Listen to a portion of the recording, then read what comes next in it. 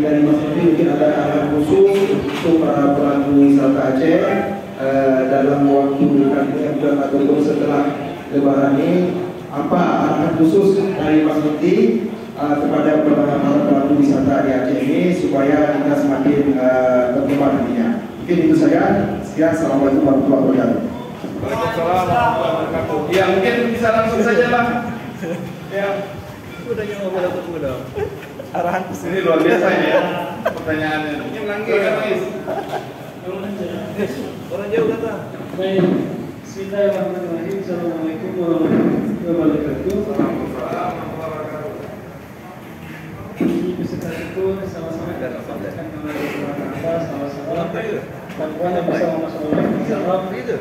Sebelumnya kami harus protes dulu. Saya bilang destinasi nggak dibeneran masa saya aja di Oh gitu. Ya tuh, Korlap, dengar tuh protes tuh Korlap. Tunggu, kayak di Maimun.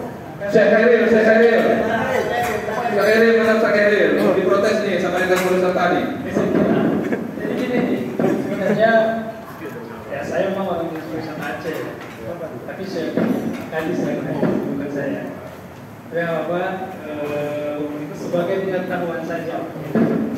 Memang Pak Mas Menteri bilang kemarin secara khusus beliau tidak, karena memang saya tidak itu 100% dengan Pak Menteri. Pak Menteri mendatang hari Selasa pagi langsung ke sawah, yang balik sore kegiatan di Masjid Raya, dan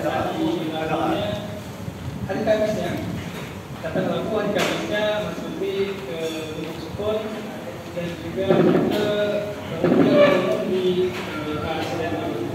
Intinya yang Pak Menteri